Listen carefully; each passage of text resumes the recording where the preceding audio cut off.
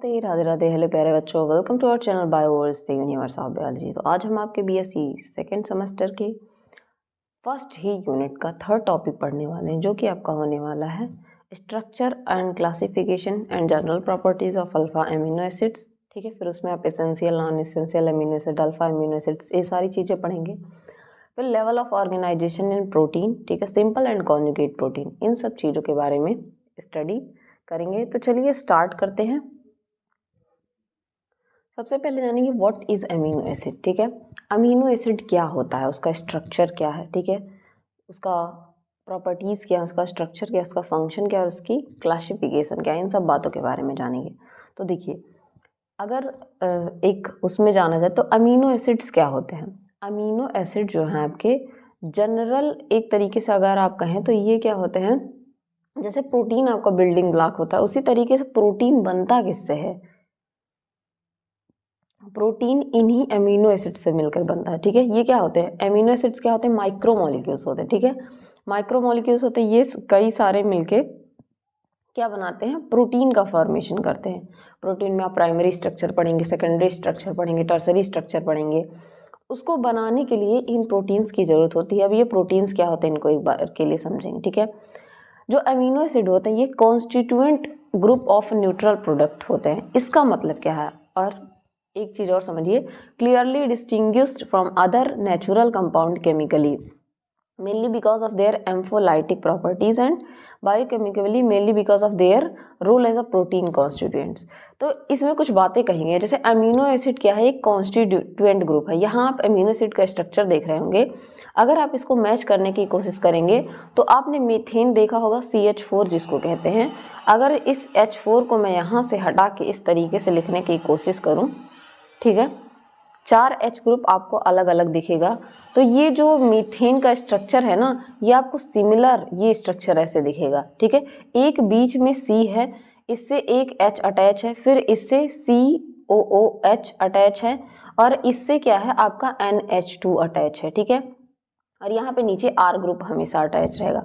तो ये क्या है, मीथेन का कॉन्स्टिट्यूएंट है। ठीक है, मीथेन से ही डिराइव्ड है एक तरीके से। ठीक है, तो ये कॉन्स्टिट्यूएंट क्या है, आपका सब्सटेंस है जो कि मीथेन का कॉन्स्टिट्यूएंट है। जिस तरीके से मीथेन में C4 होता है, आपको मैंने बताया कि कार्बन की जो वैलेंसी होती है कितनी होती है, 4 होती है, कार्बन की वैलेंसी 4 होती है। ठीक है, तो कार्बन को 4 बैलेंस करने रहते हैं। तो उसी तरीके से आप अभी आगे कुछ स्ट्रक्चर पढ़ेंगे तो वहाँ पे आप देखेंगे कि ये COOH हमेशा ऐसे ही पाया जाएगा, और NH2। ठीक है, H भी यहाँ पे, ये तीनों ग्रुप इसके क्या होंगे, अगर मैं सबको रब करूँ तो इसके आगे आप देखेंगे कि ये तीनों चीज़ें इसकी ये हमेशा क्या होंगी, फिक्स रहेंगी। जो भी बदलेगा यहीं पे बदलेगा। ठीक है, जो भी चेंज होगा यहीं पे चेंज होगा। ठीक, यहीं पे ये चेंज होगा बार बार।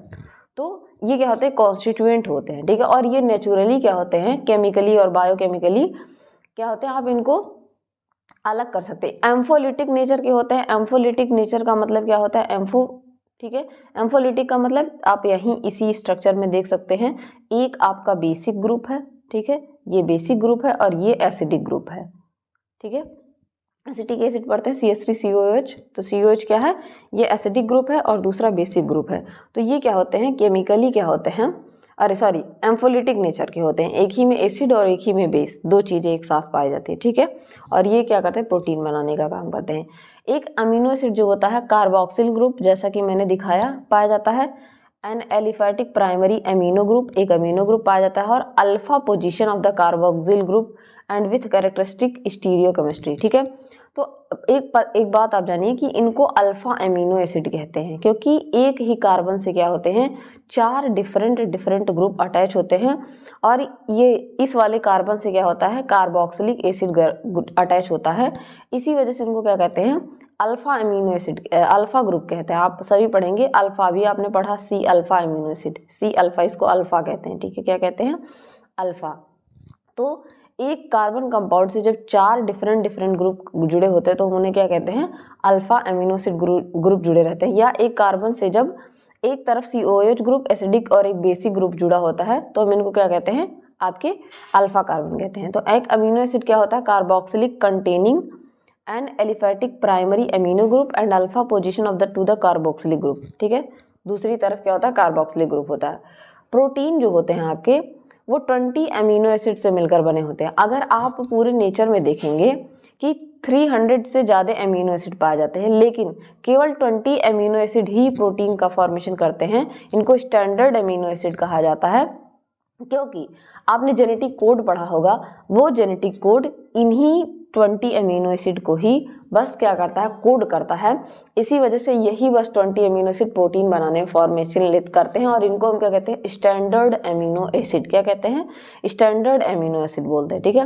अदर अमीनो एसिड जो होते हैं मॉडिफाइड अमीनो एसिड, उनको कहते हैं protein has been synthesised by, protein उनसे बनाया जा सकता है, लेकिन पहले पोस्ट ट्रांसलेशनल मॉडिफिकेशन करना पड़ेगा, ठीक है। जैसे आपने post translational modification transcription translation में पढ़ा होगा, तो इनका पोस्ट ट्रांसलेशनल मॉडिफिकेशन करना पड़ता है। कुछ अदर जो आपके अमीनो एसिड प्रेजेंट होते हैं लिविंग ऑर्गेनिज्म में, लेकिन ये कॉन्स्टिट्यूएंट ऑफ प्रोटीन नहीं होते, प्रोटीन के कॉन्स्टिट्यूएंट नहीं होते हैं। होपफुली इतनी चीज़ें आपको समझ में आई होंगी। अब कुछ बेसिक हम प्रॉपर्टीज़ जान लेते हैं इसके प्रोटीन के बारे में, सॉरी अमीनो एसिड के बारे में। अमीनो एसिड क्या होता है, अमीनो एसिड कलरलेस होते हैं, ठीक है। क्रिस्टलाइन सॉलिड, अभी तक ऊपर आपने देखा क्रिस्टलाइन सॉलिड नहीं थे कोई, ये क्या होता है, लिपिड क्रिस्टलाइन सॉलिड नहीं था, ये क्रिस्टलाइन सॉलिड होता है। All amino acid have high melting point greater than 200, इनका मेल्टिंग पॉइंट, ठीक है, MP, किस टेम्परेचर पे ये मेल्ट होंगे वो काफ़ी ज़्यादा होता है, मतलब 200 के टेम्परेचर पे कहीं जाके ये मेल्ट होते हैं, ठीक है। सॉल्युबिलिटी की अगर मैं बात करूं तो ये क्या होते हैं, सॉल्युबल होते हैं वाटर में, ठीक है, they are soluble in water, slightly alcohol में कुछ हद तक सॉल्युबल होते हैं, और बहुत डिफिकल्टी से ये मेथनॉल, एथेनॉल और प्रोपेनॉल में डिसॉल्व होते हैं।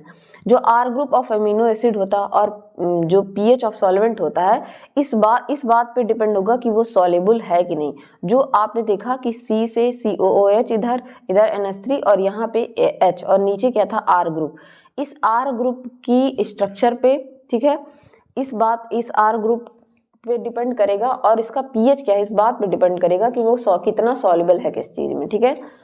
हीट करने पे क्या होता है, हाई टेम्परेचर ये देता है, दे डिकम्पोज, और ये डिकम्पोज हो जाते हैं, ठीक है।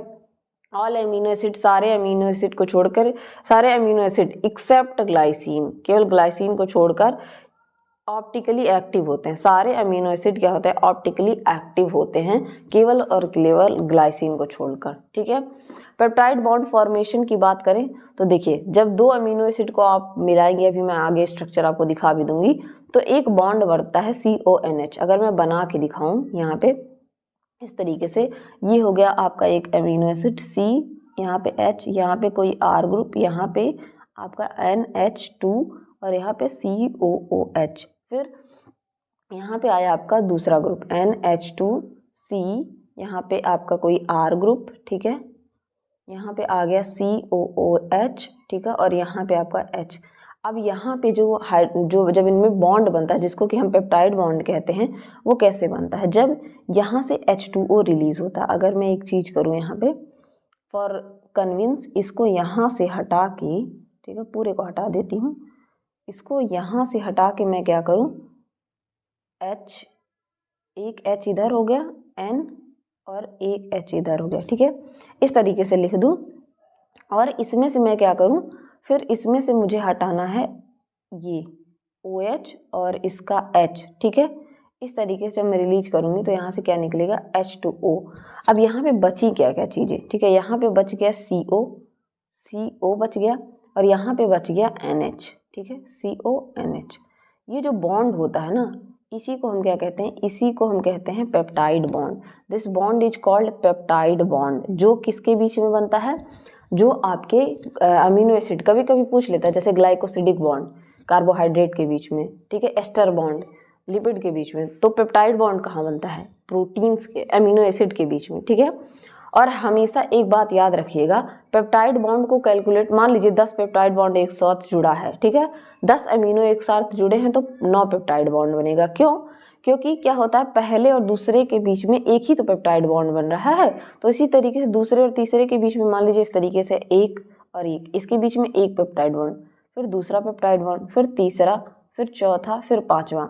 तो इस तरीके से यहाँ अमीनो एसिड आपने यूज़ किया 1 2 3 4 5, लेकिन 6, लेकिन पेप्टाइड बॉन्ड कितने मिलेंगे आपको, 1 2 3, 4, 5। तो इसके लिए एक फॉर्मूला होता है पेप्टाइड बॉन्ड के लिए n, जिसका मतलब होता है नंबर ऑफ एमिनो एसिड -1 कर दीजिए आपको पेप्टाइड बॉन्ड का फॉर्मूला। पेप्टाइड कितने बॉन्ड है पता चल जाएगा, तो इस फॉर्मूला को आप लिख लीजिएगा। How to calculate for peptide bond, तो n-1, जहाँ पे n का मतलब एमिनो एसिड होता है, ठीक है। जितने अमीनो एसिड रहेंगे उसमें से एक घटा दीजिएगा। होपफुली आपको समझ में आ गया होगा पेप्टाइड बॉन्ड कैसे बनता है।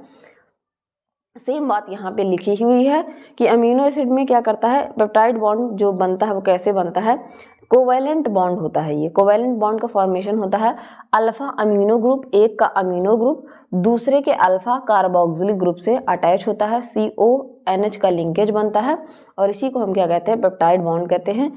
ये प्लानर होते हैं और पार्शियली आयनिक होते हैं, ठीक है। प्लेनर होते हैं, एक प्लेन पे पाए जाते हैं और पार्शियली आयनिक होते हैं, ठीक।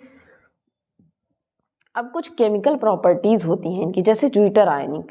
ज्विटर आयनिक का मतलब होता है जब एक ही आपके, ज्विटर आयन का मतलब होता है, अगर इस स्ट्रक्चर से आप समझना चाहें, यहाँ पे क्या हो, ये COH इसका रिमूव होके क्या हो, ये आपके आ जाए COOO माइनस, ठीक है। यहाँ पे H, नीचे R और यहाँ पे NH3+ हो जाए, ठीक है।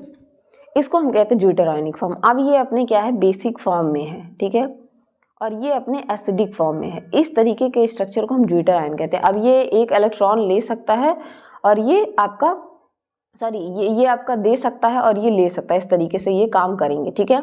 इस तरीके के स्ट्रक्चर को हम ज्विटर आयन कहते हैं। अब ज्विटर आयन, यही बात लिखी हुई है, zwitter ion is a molecule with functional group है ना, COO- और NH3-, at least one has positive charge और दूसरे के पास नेगेटिव इलेक्ट्रिकल चार्ज था।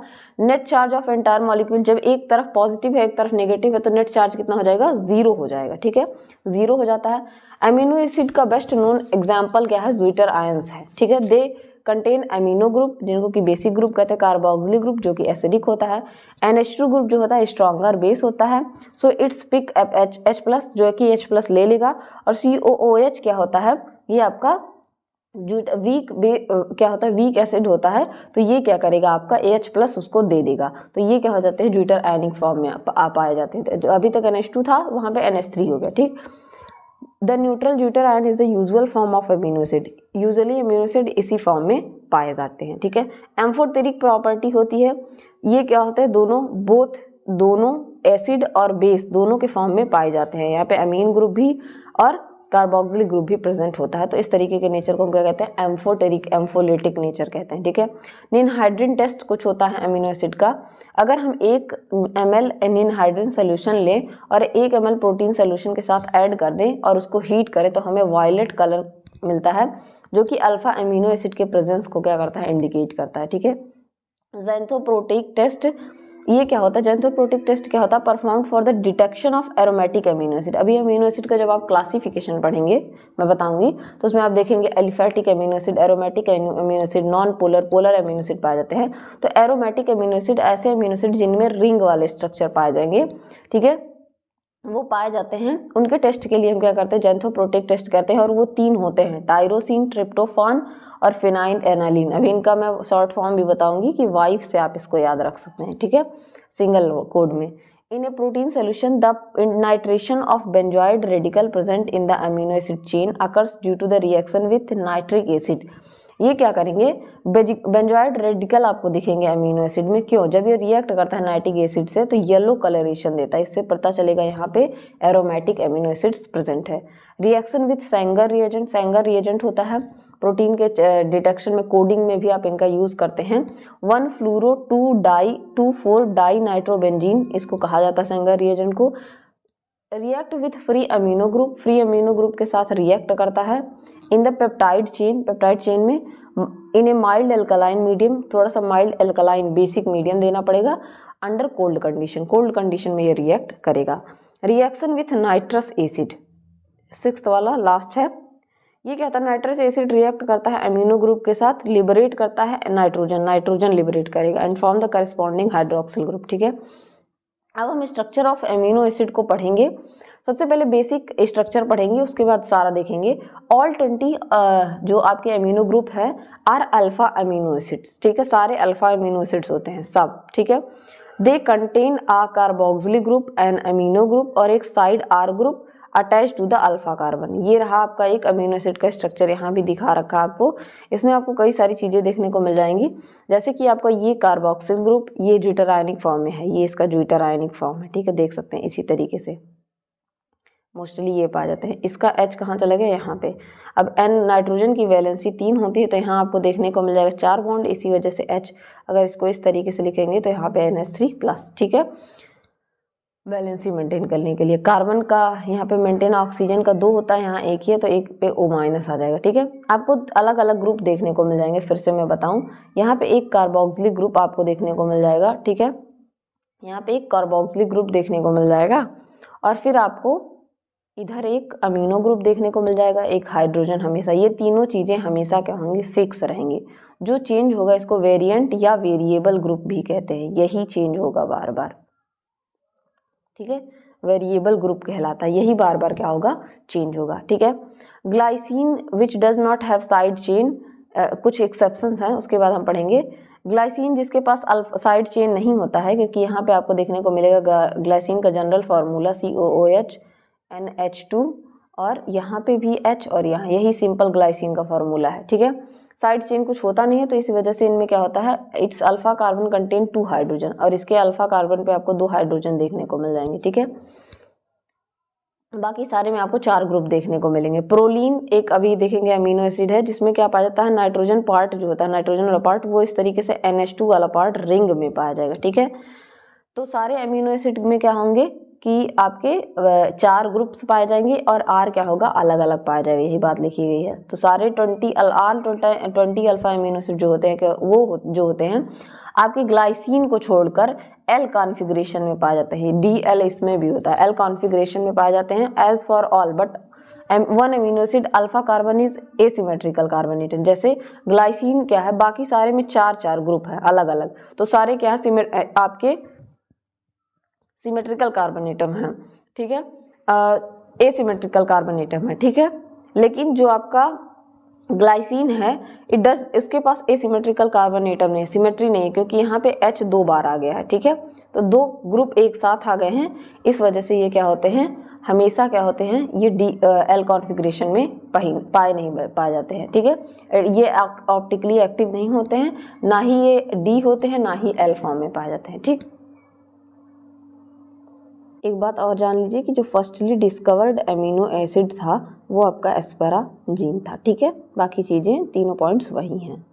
जो होता है ऑप्टिकली इनएक्टिव होता है। अब आप इसको देखेंगे तो यहाँ पे जब इनका अकायरल कहा जा रहा है, ये सुपर इम्पोजिबल मिरर इमेज है, ठीक है। क्या है, सुपर इम्पोजिबल। अगर इसको देखेंगे तो दोनों सेम दिखेगा, और ये दोनों क्या है, नॉन सुपर इम्पोजिबल हैं। जब इन पे मिरर के पास रखा जाएगा, ये और ये कायरल हैं, और इस तरीके के इमेज को हम क्या कहते हैं, इस तरीके के स्ट्रक्चर को हम एक दूसरे का इनांसियोमर कहते हैं। क्या कहते हैं, इनांसियोमर कहते हैं। यहाँ पे प्रॉपर्टीज़ और हैं नोट्स से, जैसे अगर मैं बात करूँ alpha and beta amino acid क्या होते हैं। अगर आप देखेंगे यहाँ पे कि जब इस तरीके से एक कार्बन है, ठीक है, ये C देखा आपने, एक कार्बन से 4 डिफरेंट ग्रुप हैं, तो इनको हम कहेंगे अल्फ़ा कार्बन। सेम अगर कार्बन और कार्बन, इस कार्बन से भी 4 डिफरेंट ग्रुप, मान लीजिए ये हो गया, ये हो गया, ये हो गया, ठीक है, तो इसको कह देंगे अल्फ़ा। इससे एक और लगा है और इससे भी 4 डिफरेंट ग्रुप आपको अगर देखने को मिल जाएं, तो हम इसे क्या कहते हैं, बीटा कार्बन कहते हैं। क्या कहते हैं, बीटा, यहाँ आपको दिख रहा होगा, ठीक। डी एन एल कॉन्फ़िगरेशन क्या होता है, अगर NH2 हमेशा इस साइड में है तो ये कॉन्फ़िगरेशन L कॉन्फ़िगरेशन कहलाता है, जिसमें मोस्टली अमीनो एसिड हैं इसी कॉन्फ़िगरेशन में पाए जाते हैं। और अगर NH2 इस साइड में है तो उसे हम क्या कहते हैं, D कॉन्फ़िगरेशन कहते हैं, D अमीनो एसिड्स कहते हैं, ठीक है। R एंड S कॉन्फ़िगरेशन की बात की जाए तो R एंड और S कॉन्फ़िगरेशन क्या है कि अगर हम अमीनो एसिड्स की नंबरिंग करें तो ये रहा 1, ठीक है, आपका 2, 3। अगर इस तरीके से ये क्लॉकवाइज घूम रहे हैं तो ये कहलाएगा R आइसोमर, और अगर ये एंटी क्लॉकवाइज घूम रहे हैं तो ये क्या कहलाएगा, S आइसोमर। ऑप्टिकल एक्टिविटी का मतलब होता है डेक्स्ट्रो रोटेटरी और लीवो रोटेटरी, ये D और स्मॉल l होते हैं, इससे नहीं आप जोड़ेंगे, ये केवल अमीनो एसिड के बेसिस पे है, ठीक है। उनके 3 लेटर नेम और उनके सिंगल लेटर नेम जानेंगे, ठीक है। यहाँ पे देखेंगे आप, तो यहाँ पे अगर मैं बात करूँ तो ये देखिए आप, ठीक है, इस स्ट्रक्चर में आप देखेंगे 20 अमीनो एसिड आपको देखने को मिल जाएंगे। यहाँ पे अमीनो एसिड का नाम है, ये 3 लेटर कोड है और ये 1 लेटर कोड है। एलानीन को हम ALA कहते हैं और इसे A से रिप्रेजेंट करते हैं। आर्जिनिन को हम ARG और R से रिप्रेजेंट करते हैं। एस्पराजिन को ASN N से रिप्रेजेंट करते हैं। एस्पार्टिक एसिड को ASP और D से रिप्रेजेंट करते हैं। सिस्टीन को सिस और इसको C से रिप्रेजेंट करते हैं। ग्लूटामीन को GLN और इसको Q से रिप्रेजेंट करते हैं। ग्लूटामिक एसिड को GLU और इसे E से रिप्रेजेंट करते हैं। ग्लाइसिन को GLY और इसको G से रिप्रेजेंट करते हैं। हिस्टिडीन को HIS और इसको H से रिप्रेजेंट करते हैं। आइसोल्यूसिन को ILE और इसे I से रिप्रेजेंट करते हैं। ठीक है, सेम अगर मैं बात करूं तो यहाँ आपको देखने को मिल जाएगा ल्यूसीन को LUE और L से रिप्रेजेंट करते हैं। लाइसिन ये LY रहेगा, LYSINE। लाइसिन को LYS और K से रिप्रेजेंट करते हैं। ठीक है, मेथियोनिन को MET और N से, फेनाइलएनाइन को PHEF से, प्रोलीन को PRO और P से, सेरीन को SER S से, थ्रियोनिन को THR T से, ट्रिप्टोफान को TRPY से, टायरोसिन को TYR Y से और वैलिन को V से, एस्पराजिन को ASK B से, ग्लूटामिक एसिड या ग्लूटामिन को GLX और Z से। अब अगर आप देखेंगे तो 3 इसमें आपको देखने को मिलेंगे एरोमेटिक, ट्रिप्टोफान, टायरोसिन W और Y। ठीक है, और ऊपर आपको देखने को मिल जाएगा फिनाइल एनालिन F। इसी से हम कहते हैं वाइफ से याद कर लीजिए आप। आपको ट्रिप्टोफान और टायरोसिन और फिनाइल एनालिन। ठीक है, मोस्टली आपको कुछ को छोड़कर बाकी चीज़ें आपको वही आगे का 3 लेटर, ये तो आगे के 3 लेटर ही होंगे और यहाँ आगे भी है, जैसे प्रोलीन का P, सेरीन का CS, थ्रियोनिन का T। ठीक है, वैलिन का V, केवल कुछ को छोड़कर बाकी आपको सेम देखने को मिल जाएंगे, पहला लेटर ही देखने को मिल जाएगा। ठीक है, essential non essential amino acid को याद करने का एक फॉर्मूला है कि अगर आप एसेंशियल अमीनो एसिड को याद कर सकते हैं तो my very talented friend is waiting Kajol. ठीक है, सेमी एसेंशियल में आपका राहुल याद रख सकते हैं। नॉन एसेंशियल बाकी जो बचे हुए हो जाएंगे नॉन एसेंशियल। अगर एसेंशियल और सेमी एसेंशियल याद हो गए तो बाकी बचे हुए नॉन एसेंशियल हो जाते हैं। ठीक है, ये एक फॉर्मूला था। ज़रा सा इनका स्ट्रक्चर फार्मूला भी आप समझ लीजिए। अगर मैं ग्लाइसिन की बात करूँ तो ग्लाइसिन मैंने बताया था कि यहाँ पे COOH और NH3, ठीक है, और HS देखने को मिल जाएगा। अब बाकी की 3 चीज़ें क्या हो जाएंगी, कांस्टेंट हो जाएंगी। जैसे ये एलानिन की बात करें तो सिंपल अगर CH3 ऐड कर देंगे तो एलानिन हो जाएगा। ये बाकी 3 कांस्टेंट, और अगर यहाँ पे CH3 ऐड कर देंगे तो ये क्या हो जाएगा, वैलिन हो जाएगा। आगे, और ये क्या है, non polar aliphatic R group है। ये क्या है, non polar aliphatic R group है। ल्यूसीन में ये तीनों चीज़ें सेम, यहाँ पे CH2 CH CH3 ऐड कर देंगे तो ये ल्यूसीन का फॉर्मूला। मेथियोनिन में क्या है, आपके मेथियोनिन और सिस्टीन आप देखेंगे इसमें सल्फर कंटेनिंग अमीनो एसिड होते हैं, तो कभी कभी पूछ लेता है sulphur containing amino acid methionine और आपका सिस्टीन। आगे आप देखेंगे सिस्टीन, ये दोनों क्या है, सल्फर कंटेनिंग अमीनो एसिड है, इनमें सल्फर पाए जाते हैं। ठीक, यहाँ पे भी देखिए आगे का स्ट्रक्चर फॉर्मूला सेम, और नीचे में क्या CH2 S CH3, ये वेरिएबल हो गया। इसमें भी आपके आइसोल्यूसिन में सेम फॉर्मूला है यहाँ तक का, और नीचे क्या होगा CH CH3 CH2 CH3, ये अलग हो गया, ये तो दे ही रखा है। ठीक है, फिर ये पॉजिटिवली चार्ज R ग्रुप है। यहाँ पे देखेंगे आपको पॉजिटिव चार्ज देखने को मिल जाएगा सब में। ठीक है, पॉजिटिवली चार्ज R ग्रुप देखने को मिल जाएंगे। इस तरीके से इनका फॉर्मूला है लाइसिन, आर्जिनिन और हिस्टिडीन का। ये आपके जो है ये इस वाले बॉक्स में ये पोलर अनचार्ज R ग्रुप है। पोलर है लेकिन अनचार्ज है, मतलब कोई इन पे चार्ज नहीं है। जैसे ऊपर वाले आपके सेरीन बाकी सब फिक्स रहेगा, नीचे का ही बदलेगा। थ्रियोनिन और सिस्टीन यहाँ भी आपको S देखने को मिल जाएगा। ठीक है, तो नीचे प्रोलीन, ये क्या होंगे, ये आपको थोड़े साइक्लिक फॉर्म में दिखेंगे। प्रोलीन में देखेंगे आप NH2 क्या है, साइक्लिक ग्रुप में है। ठीक है, ये चीज़ अलग थी, थोड़ी सी एक्सेप्शन था। ठीक है, एस्पराजीन और यहाँ पे ग्लूटामीन देखने को मिल जाएगा। फिर नीचे अगर मैं बात करूँ तो यहाँ पे आप देख लेंगे, यहाँ पे नॉन पोलर एरोमेटिक ग्रुप देखने को आपको मिल जाएंगे, जिसमें 3 ही आते हैं वाइफ। ठीक है, ट्रिप्टोफान, टायरोसिन और फिनाइलएलानिन, ये तीनों क्या है, ये ग्रुप में पाए जाते हैं। तो इस तरीके से आप इनका स्ट्रक्चर देख सकते हैं। ठीक, इसी तरीके से बॉन्ड का फॉर्मेशन आपको देखने को मिल जाएगा। देख सकते हैं आप, OH और H निकल जाता तो CO और NH बॉन्ड बन जाता। ठीक है, यहाँ पे भी एक स्ट्रक्चरल फार्मूला दिया, आप इसको देख सकते हैं। यहाँ पे कुछ कैरेक्टर्स दिए हैं, जैसे नॉन पोलर एलिफैटिक जो अमीनो एसिड्स होते हैं, एलिफैटिक जिनमें रिंग नहीं होगा। ठीक है, R group of in this classes acid are non polar and hydrophobic होंगे। एसिड होंगे, नॉन पोलर होंगे और हाइड्रोफोबिक होंगे, जैसा कि आपने देखा, जिसमें कि glycine, alanine, valine, leucine, isoleucine, methionine, proline आते हैं। एरोमेटिक अमीनो एसिड में क्या होता है, फेनाइल एनालिन टायरोसिन और ट्रिप्टोफान आते हैं, जिनमें एरोमेटिक साइड चेन होते हैं, मतलब रिंग वाली साइड चेन, जैसा कि मैंने आपको दिखाया भी कि यहाँ पे ऐसे जुड़ा हुआ था। ठीक है यार, ये क्या होता है, नॉन पोलर होते हैं, मतलब हाइड्रोफोबिक ये भी होंगे, नॉन पोलर होंगे, और ये all can participate in hydrophobic interaction. Hydrophobic interaction जहाँ होगा वहाँ ये पाए जाएंगे। पोलर अनचार्ज अमीनो एसिड जो होते हैं ये क्या होते हैं, मोर सॉल्युबल होते हैं वाटर में, हाइड्रोफिलिक होते हैं, जब हाइड्रोफिलिक होते हैं सॉल्युबल होंगे। नॉन पोलर अमीनो एसिड्स इनमें पाए जाते हैं। फंक्शनल ग्रुप इनमें हाइड्रोजन बॉन्ड विथ वाटर के साथ ये बनाते हैं। एग्जाम्पल के लिए serine, threonine, cysteine, asparagine, glutamine पाए जाते हैं। ठीक है, एसिडिक अमीनो एसिड जिनमें एसिड ग्रुप पाया जाएगा। ठीक है, एसिडिक और नेगेटिवली चार्ज होगा, जैसे ग्लूटामिक एसिड, एस्पार्टिक एसिड, नाम ही है acid. Basic amino acid which are group basically और positively charge, lysine, arginine, histidine. ठीक है, क्लासिफिकेशन ऑफ अमीनो एसिड इस तरीके से किया गया। इसेंशियल, नॉन इसेंशियल आपसे पूछा था, तो इसेंशियल के लिए मैंने फॉर्मूला ट्रिक भी आपको दिखाया है कि माई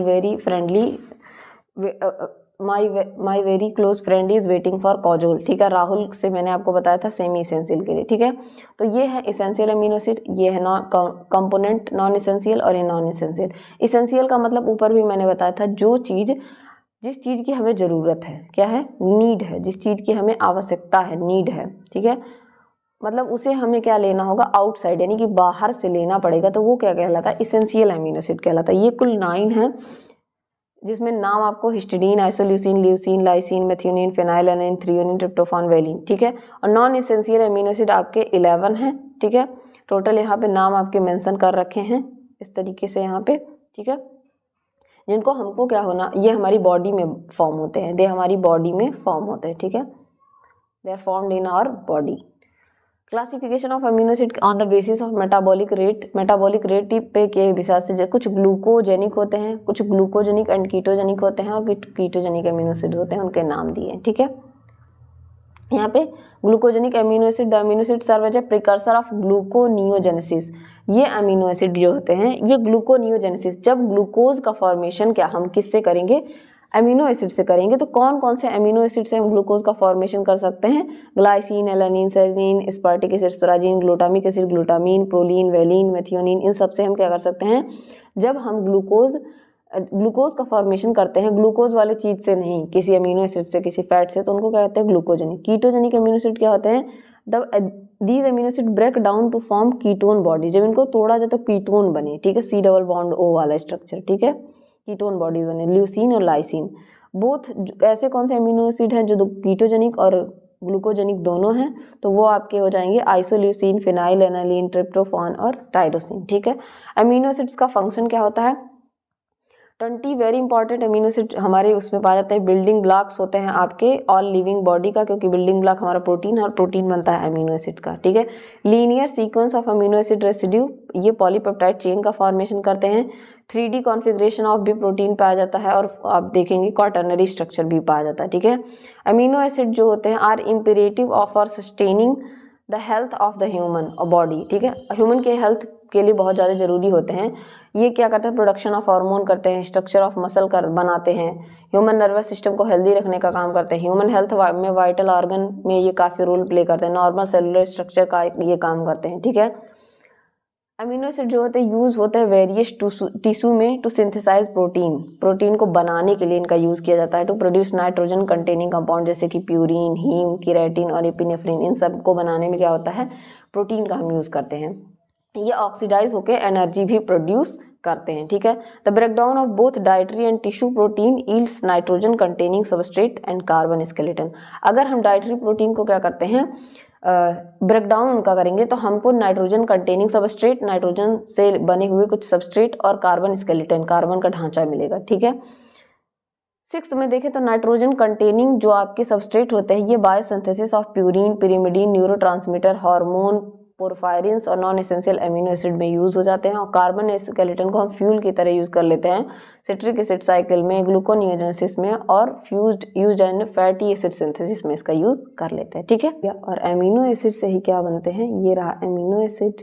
अमीनो एसिड को हम ऐसा भी लिख सकते हैं, amino acid, amino acid, amino acid, और इससे मिलकर क्या बनेगा, प्रोटीन। तो अब हम पढ़ेंगे प्रोटीन का स्ट्रक्चर, लेवल ऑफ ऑर्गेनाइजेशन, सारी चीज़ें क्या होती हैं। ठीक है, तो प्रोटीन की अगर हम बात करें तो प्रोटीन का ऑर्गेनाइजेशन सबसे पहले क्या होता है, इस तरीके से प्राइमरी स्ट्रक्चर में होता है, ठीक है। फिर आप हेलिक्स के फॉर्म में देखेंगे जो कि इसका सेकेंडरी स्ट्रक्चर कहलाता है। फिर आप इसको राउंडेड फॉर्म में देखेंगे जो टर्सरी स्ट्रक्चर कहलाता है।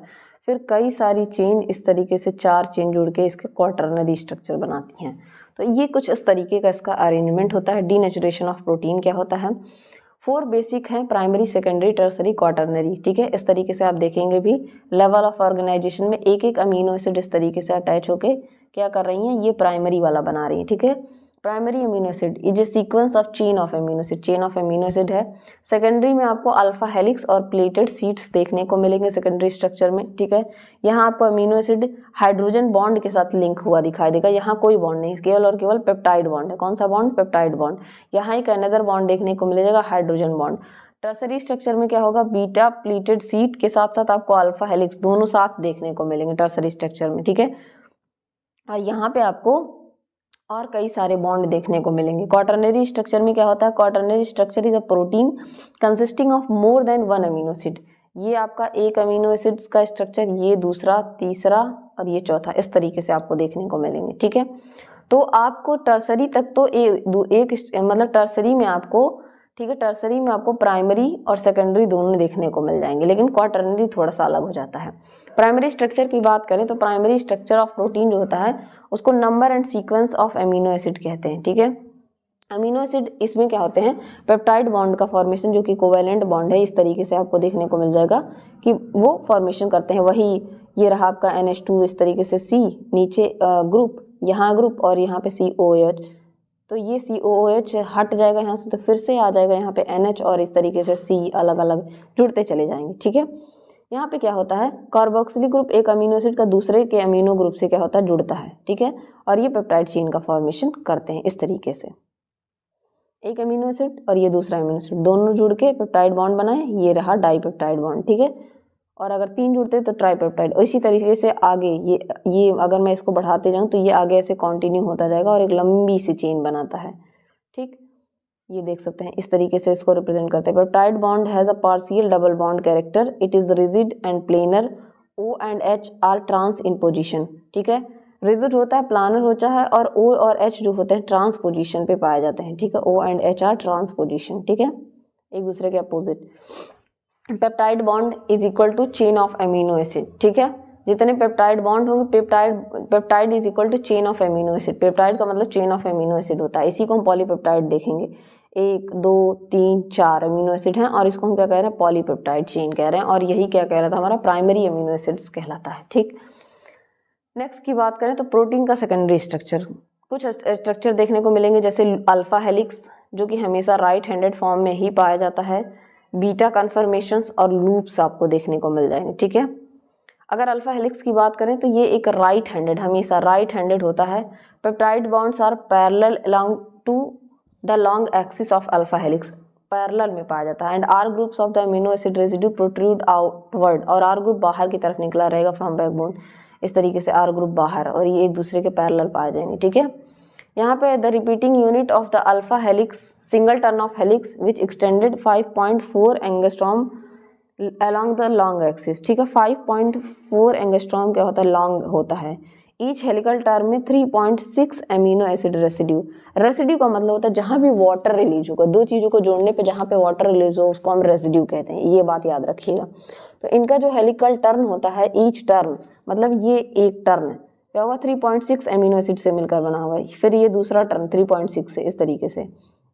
अल्फा हेलिक्स जो होते हैं ये क्या होते हैं, स्टेबलाइज्ड किसके द्वारा होते हैं, हाइड्रोजन बॉन्ड के जो 2 इलेक्ट्रोपॉजिटिव नाइट्रोजन एटम के बीच में बनता है। 2 इलेक्ट्रोपॉजिटिव नाइट्रोजन एटम के बीच में बनेगा पेप्टाइड लिंकेज में, और ये electronegative carbonyl oxygen and the electronegative carbonyl oxygen atom of the 4th amino acid on that amino terminal. इस तरीके से आप अगर इसको समझेंगे तो ये रहा आपका जो हाइड्रोजन बॉन्ड है वो कहाँ बन रहा है, इस तरीके से, ठीक है। ये देखिए यहाँ पे हाइड्रोजन बॉन्ड आपको देखने को मिल रहा है, और पहला वाला ऑक्सीजन जाके चौथे वाले के नाइट्रोजन से अटैच हो रहा है, तो इसको हम क्या कह रहे हैं, इलेक्ट्रोनेगेटिव कार्बोनिल ऑक्सीजन एटम, ठीक है। जो इनको स्टेबलाइज करने का काम, पहला वाला 4th वाले से जाके अटैच हो रहा है, ठीक है। तो इस तरीके से ये अपना N+4 हाइड्रोजन बॉन्डिंग पाई जाती है अल्फा हेलिक्स में। कुछ इस तरीके से ये स्ट्रक्चर दिखते हैं। Left handed, right handed, mostly ये राइट हैंडेड होते हैं, ठीक है।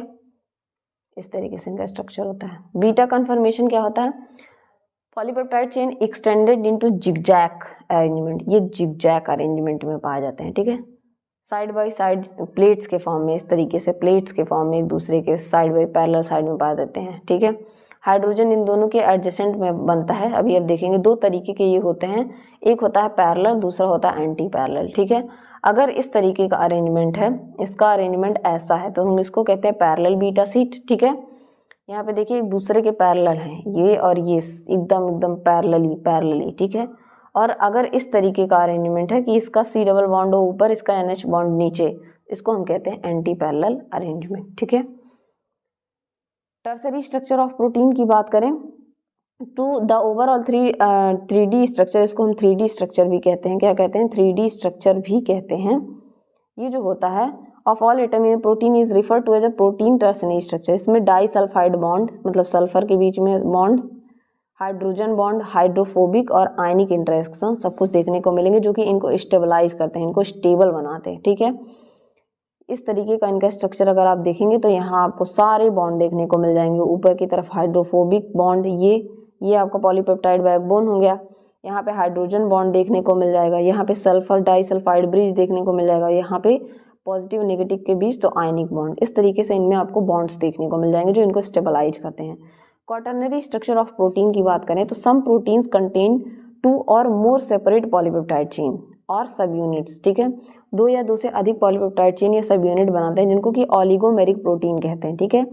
विच मे बी आइडेंटिकल और डिफरेंट, जो आइडेंटिकल भी हो सकते हैं, डिफरेंट भी हो सकते हैं। द अरेंजमेंट, इसका एग्जाम्पल लिख लीजिएगा, इसका एग्जाम्पल है मायोग्लोबिन, ठीक है, मायोग्लोबिन, इसका एग्जाम्पल आप लिख लीजिएगा, मायोग्लोबिन है। अब इनमें आपको जो है क्वाटरनरी ये जो है arrangement of these protein sub unit in 3 dimensional complexes constitute quaternary structure. इनका जब अरेंजमेंट करके हम क्वाटरनरी बनाते हैं, disulphide bond, hydrogen bond, hydrophobic, ionic interaction सब देखने को मिल जाएंगे। हीमोग्लोबिन इसका एग्जाम्पल है। इसके एग्जाम्पल की अगर मैं बात करूँ तो हीमोग्लोबिन इसका एग्जाम्पल है। ये 4 पॉलीपेप्टाइड चेन से मिलकर बना होता है। 2 अल्फा सब यूनिट होती हैं इसमें, 2 अल्फा सब यूनिट होती हैं और 2 बीटा सब यूनिट से मिलकर ये बना होता है, ठीक है। मतलब इस तरीके से अगर 2 अल्फा सब यूनिट है तो अगर मैं कलर चेंज कर दूं तो 2 आपकी बीटा सब यूनिट से मिलकर ये बना होता है, ठीक है। Polypeptide chain and 4 haem prosthetic group इसमें पाए जाते हैं। आपको पता है हीमोग्लोबिन में हीम प्रोस्थेटिक ग्रुप पाया जाता है, एंजाइम्स में आप पढ़ेंगे। तो प्रोटीन पोर्शन कॉल्ड ग्लोबिन, जो प्रोटीन वाला पोर्शन उसको ग्लोबिन कहते हैं, consist of 2 alpha chain and 2 beta chain, ठीक है। जो प्रोटीन वाला पोर्शन है वो 2 अल्फा और 2 बीटा चेन से जुड़ा होता है और इसमें 4 प्रोस्थेटिक ग्रुप इस तरीके से क्या होते हैं, अटैच होते हैं। अगर स्ट्रक्चर आप देखना चाहें, ये बीटा 1 और ये बीटा 2 ऊपर वाली ये वाली यूनिट हो गई, और ये अल्फा 1 और अल्फा 2 और बीच में आपको हीम ग्रुप सब में देखने को मिल जाएंगे, जो कि ये क्या है, प्रोस्थेटिक ग्रुप है, ठीक है। ये देखने को मिल जाएगा आपको, ठीक। नेचर भी हम कर सकते हैं, मतलब ये जो स्ट्रक्चर है क्वाटरनरी, इसको डीनेचर भी कर सकते हैं, मतलब सीधा भी कर सकते हैं, ठीक है। Change in the proteins environment can bring about structural change, ठीक है। इन protein that can loss the function, इसकी डीनेचरेशन की वजह से फंक्शन भी जा सकता है। इसको हम डीनेचर कैसे कर सकते हैं, खूब ज़्यादा हीट दे दीजिए, खूब ज़्यादा पीएच कर दीजिए, ऑर्गेनिक सॉल्वेंट जैसे कि अल्कोहल और एसीटोन का यूज़ कर दीजिए, सॉलिड जैसे कि यूरिया और डिटर्जेंट का यूज़ कर दीजिए, तो ये क्या हो जाएगा, डीनेचर हो जाएगा, ठीक है। डीनेचुरेशन ऑफ प्रोटीन जो है हीट और इफेक्ट क्या करता है, हाइड्रोजन बॉन्ड को तोड़ देता है। एक्सट्रीम पीएच की वजह से इनका नेट चार्ज जो होता है वो चेंज हो जाता है, इलेक्ट्रोस्टैटिक रिपल्सन होगा, जिसकी वजह से हाइड्रोजन बॉन्ड का डिसरप्शन हो जाएगा। Organic solvent urea and detergent disturb the hydrophobic interaction, इनकी हाइड्रोफोबिक इंटरेक्शन को तोड़ देंगे और ये क्या हो जाएंगे, स्ट्रेट फॉर्म में आ जाएंगे। एक चीज़ रह गया था सिंपल एंड कॉन्जुगेट प्रोटीन, ठीक है। तो सिंपल प्रोटीन और कॉन्जुगेट प्रोटीन में हम डिफरेंस देख लेते हैं। जो सिंपल प्रोटीन होते हैं, the simplest made up of amino acid units only joined by polypeptide bond. तो इसमें क्या होगा, एक अमीनो एसिड दूसरे अमीनो एसिड से तीसरे अमीनो एसिड से जुड़ेगा और पॉलीपेप्टाइड बॉन्ड से जुड़ेगा, ठीक है। अगर हम इनका हाइड्रोलिसिस करते हैं तो they yield mixture of amino acid and nothing else. तो इनमें केवल और केवल आपको अमीनो एसिड ही देखने को मिलेगा, जैसे कि एल्ब्यूमिन्स हो गए, ग्लोबुलिन्स हो गए, ग्लूटिन्स हो गए, अल्ब्यूमिनाइड्स। कॉन्जुगेटेड प्रोटीन क्या होते हैं कि यहाँ पे composed of simple protein combined with non protein substance. जैसा कि आपने हीमोग्लोबिन में देखा कि वहाँ पे एक प्रोस्थेटिक ग्रुप भी दिख रहा था ना, द नॉन प्रोटीनेशियस सबस्टेंस, जिसको कि प्रोस्थेटिक ग्रुप कह रहे हैं, या कोफैक्टर। प्रोटीन के साथ क्या था, एक कोफैक्टर अटैच था, प्रोटीन के साथ एक कोफैक्टर अटैच था। तो इस तरीके के प्रोटीन को क्या कहते हैं, कॉन्जुगेटेड प्रोटीन, जिसमें आपके न्यूक्लियर प्रोटीन, ग्लाइकोप्रोटीन, प्रोटीन के साथ न्यूक्लिक एसिड हो सकता है, ग्लाइकोप्रोटीन मतलब प्रोटीन के साथ ग्लूकोज हो सकता है, फॉस्फोप्रोटीन मतलब प्रोटीन के साथ फॉस्फोरस हो सकता है, और हीमोग्लोबिन तो देखा ही आपने, ठीक है। उसी तरीके से कुछ डिराइव्ड प्रोटीन होते हैं। Derived protein not naturally occurring, naturally ये नहीं पाए जाते हैं। ये सिंपल प्रोटीन को एंजाइमेटिक एक्शन के द्वारा और केमिकल एजेंट का यूज करके हम सिंपल प्रोटीन से इसको बनाते हैं, और इनके हाइड्रोलिसिस पे ये प्रोटीन बनाते हैं। जैसे पेप्टोन्स हो गए, पेप्टाइड्स हो गए, प्रोटीएज हो गए, ये क्या है, डिराइव्ड प्रोटीन है। होपफुली इनमें आपको डिफरेंस समझ में आ गया होगा। कुछ इस तरीके के आपके फाइबरस प्रोटीन दिखते हैं, ये ग्लोबुलर प्रोटीन है और ये कॉन्जुगेटेड प्रोटीन है, ठीक है। तो होपफुली आपको ये बातें समझ में आ गई होंगी, ठीक है। तो आप स्ट्रक्चर ऑफ प्रोटीन तो आपने समझा ही कि किस तरीके से पाया जाता है। तो इस तरीके से आज का लेक्चर यहीं पे क्या होता है, फिनिश होता है। और अगर आपको कोई क्वेरी या प्रॉब्लम होती है तो आप कमेंट सेक्शन में ज़रूर पूछिए, हम आपको बताने की कोशिश करेंगे। तब तक के लिए बढ़ते रहिए। थैंक यू एवरीवन, ठीक है। कंप्लीट कर देती हूँ।